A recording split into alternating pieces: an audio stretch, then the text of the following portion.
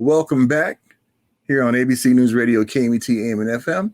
We're having our discussion about the virtual convention of Jehovah's Witnesses, and we're going to be joined again by Robert Hendricks, U.S. spokesperson for the Christian Congregation of Jehovah's Witnesses. Now, if you missed our first segment, Robert and I discussed why the need for the virtual convention, even though ones are getting vaccinated. So now we're going to delve in a little deeper, what to expect at the virtual convention and much more.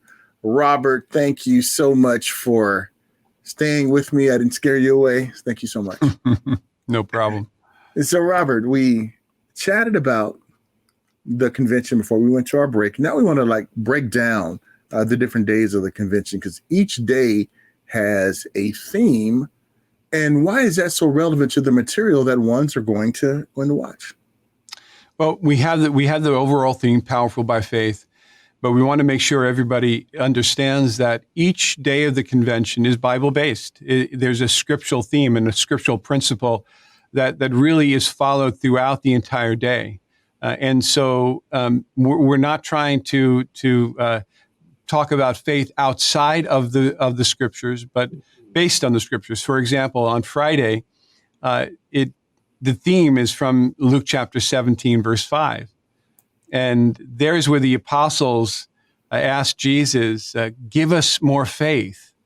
And what an appropriate theme to open the convention with, because that's exactly what our prayer is. We need more faith, because as things in this world get more intense, as the things get more partisan, as people are more separated, as things look bleaker, we talk about being on the other side of the pandemic, but we'll never really be normal again. We'll never be able to go back. We've lost our innocence. We need faith, and we need more faith. We need more faith to conquer the challenges that keep on exponentially ramping up. And so, what an appropriate theme to start out our convention with on Friday. And Robert, looking on Friday too, I'm looking at the program right now. It starts off with a music video presentation. Why, Robert? The music video presentation is something that helps bring us together as an organization and prompt us and also prepare our hearts for the material. So we don't get right into the talks. We don't get right into the videos. What we do is we try to settle down, prepare our hearts before the prayer, and typically in these video presentations, it has a powerful message, and it may be songs that are being sung from around the world, and it unites us as a global brotherhood. So we're not just seeing those from the United States, but we're seeing those from all over the world. And it reminds us that even though we're in our home, even though we may be alone in our room, we are connected to a global brotherhood, many of whom on that very day that we are watching it, have watched it or are watching it. And there's something that's special about that. I have to say, there was something last year being connected to our global brotherhood on the very same day, at the very same time, with our congregation, of course, locally, but also with our global brotherhood.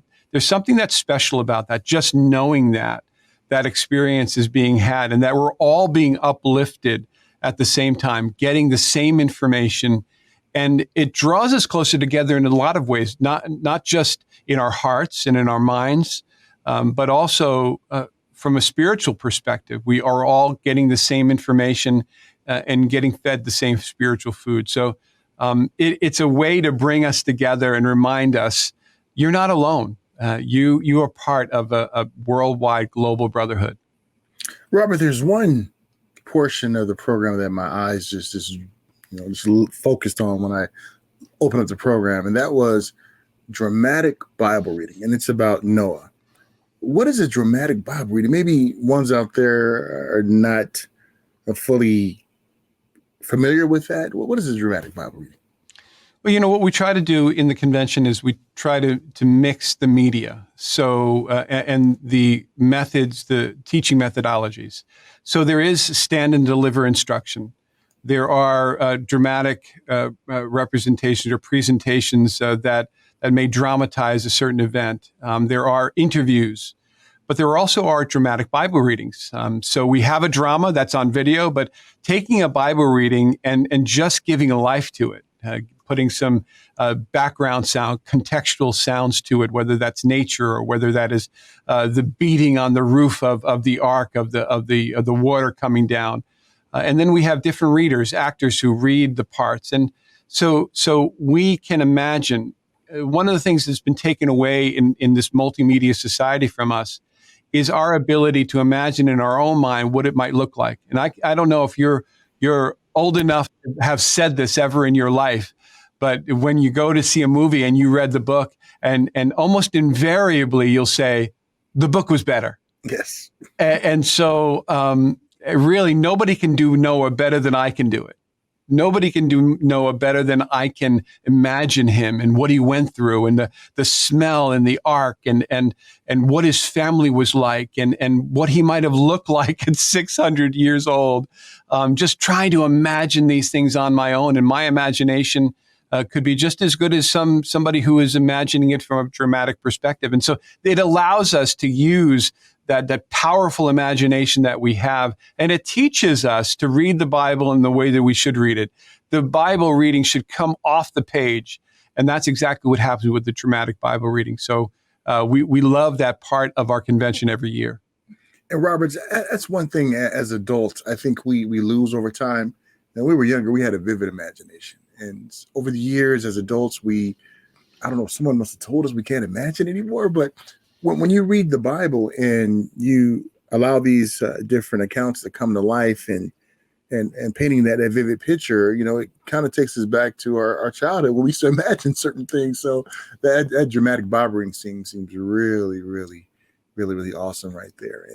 And Noah is such a great example for us right now, because we think about Noah and we know that he was locked down, sheltered in place in that ark for a year's worth of time. And even though the water stopped after 40 days, he didn't immediately disembark from that, right? So he waited till the water is abated.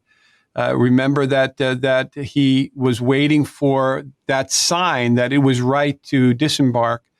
And it's very similar to us today. We have been locked down. We would like our freedom. We can see the fresh air out there. We can kind of taste it, freedom. And when the time is right, we'll have our freedom once again in a way that won't put us at risk. Absolutely. Robert, Saturday now. What's the theme of that day, if you can share with us, please? Well, it's put up a hard fight for the faith. And that is the writings of Jude. And Jude, many people don't know, it's a very small book of the Bible, but it seems to be that Jude was actually a half-brother of Jesus. And he told us to put up a hard fight for the faith. In other words, it's not going to be easy. And Jude wrote about a time that wasn't easy for Christians, that where the congregation in itself was dealing with not only outside pressure, but also internal schisms. And I know that many in your audience are dealing with that just over things like political issues. Jehovah's Witnesses are neutral to political issues, but many in your audience are not Jehovah's Witnesses. And it has torn families apart. Conspiracy theories have torn families apart. COVID-19 have torn families apart. And so Jude was dealing in that time with a similar situation. There was some things that were happening in the congregation and outside the congregation that were creating a very, very powerful pressure on faithful brothers and sisters back at that time.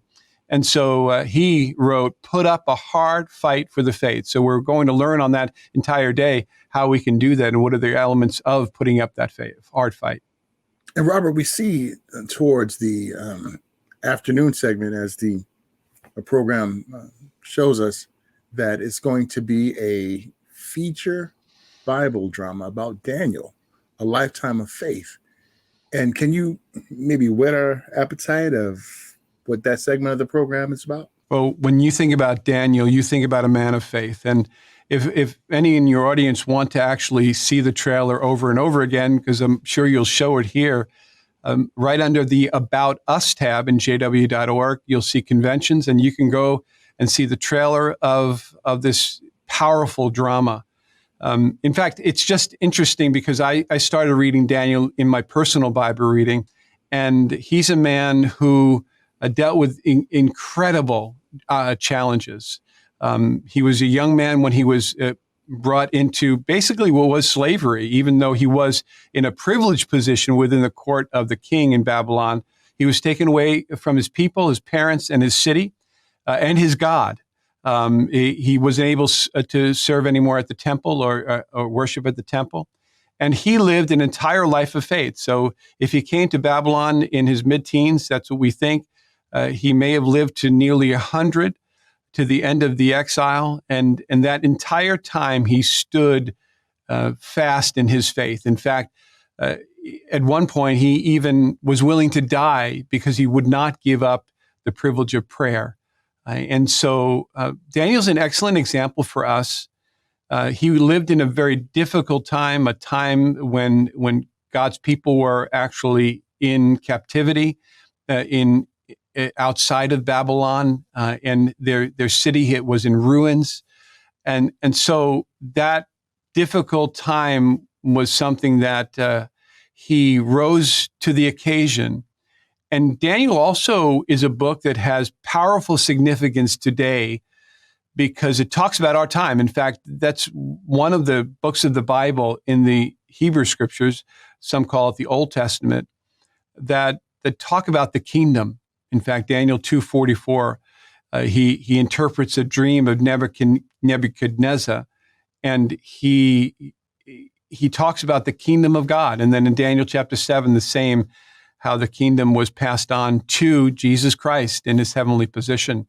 So it's a powerful book, and I think people will be riveted because there are so many powerful lessons between him being brought into Babylon along with three other of his Hebrew companions, the crucible that they dealt with when three of his companions were put in an oven in a Holocaust situation, but they survived, to when Babylon was taken, all the way to when he received a vision related to the future of the city of Jerusalem and of the kingdom. So just a really powerful book, and I think people will love it. Robert, now we go to the final day of the convention, which is Sunday. And what's the theme of Sunday?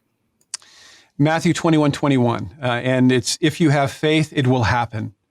Wow, that's that's just a powerful theme scripture. So we go from give us more faith to finally, if you have faith, it will happen.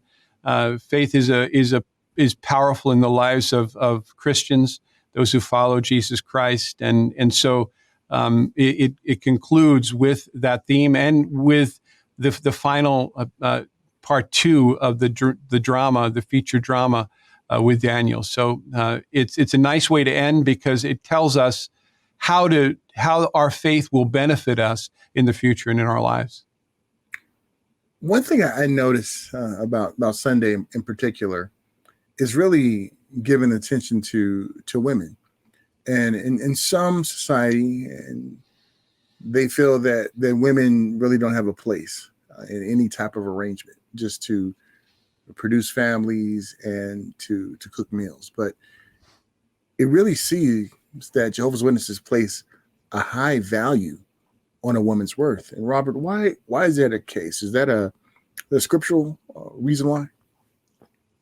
Well, if you call Abraham the father of faith, you might call Sarah the mother of faith, right? And you think about those who were in line and who were in the genealogy of Jesus, people like Rahab, and those are people of faith, and their stories are all different. Their stories are not just coming up in the best of circumstances. Sarah was barren until she was 90 years old, and in the last 15 years before she was pregnant, she lived in tents We think about Hannah, who was a person also who didn't have progeny, and so she was blessed with Samuel. We think about Rahab, who was known as a prostitute in the city of Jericho, but was rewarded for her faith. We think about the Phoenician woman that Jesus spoke to, and that account always just brings kind of goosebumps to me because of the way he dealt with her, and how even though Phoenicia was a place, the Sidonians were folks who were really, they had some very vile practices. Jesus didn't hold it against her. And he said, no one in Israel has faith like this woman. Imagine that. That couldn't have been even contemplated by the Jews at that time. And we think of Jesus' own mother on earth, earthly mother, Mary, and then the story of Martha, who had faith in the resurrection of her brother Lazarus. And then we'll talk about modern day examples. There's no way to talk about spirituality without talking about women. Women are still the backbone. Sisters are the backbone of our congregations. They're the bulwark of our ministry. Even the Bible says that. And we rely on them today. And we look to examples of faith like Sarah, Hannah, Rahab, Martha, Mary, and it doesn't have. We don't have to be a woman to feel we can learn from them. We admire these women, and it's an inspiration. They're an inspiration to us, and our sisters in the congregation, our wives, our children. We dignify them because they deserve that. They are God's children, just as men are, and they provide an example for us that is really unparalleled. Robert, how will we know when the conventions are ready to review? What can we do? Well, we just have to go to the website, and so there is a schedule, and I guess you can just put that schedule up. But it's the first weekend of July, so that July 4th weekend, some will be celebrating their COVID freedom. Jehovah's Witnesses around the world will take one of those days, and we will view a half day of the convention. For many of us, we'll get together with our congregations, and we welcome anybody to do that with us. So in other words, we'll actually come to our congregation meeting virtually. We'll have a Bible discussion for a half an hour. Most congregations will do that. If not all of them will do that. And then we will then kind of retreat, have a prayer, and then retreat back to our homes where we, with our families or with friends, we will be able to view the convention in some form, whether that's Apple TV, Roku TV, whatever form that is, or right on the internet on JW Broadcasting. So we're looking forward to that, and we welcome those in that first weekend to take full advantage of the release of the first half day, which would be Friday morning's session, the first half day of our virtual convention. Okay, so they're going to be released in half-day segments, so one can watch then. Yes, exactly. So we'll have 6 releases over the course of the summer. 6 weekends out of the summer, we'll be spending that half day together. All right, sounds good. Very well. Robert, can I keep you on for one more segment, because I really want to chat about the humanitarian efforts that Jehovah's Witnesses have done, not only during the pandemic, but in general. Can I hold you over one more break? Absolutely. We'll be right back with more of our discussion with Robert Hendricks, U.S. spokesperson with the Christian Congregation of Jehovah's Witnesses. We thank all who are tuning in to hear our special report on what Jehovah's Witnesses are doing during this pandemic to keep their members safe and you, the public, safe as well. Be right back after these messages.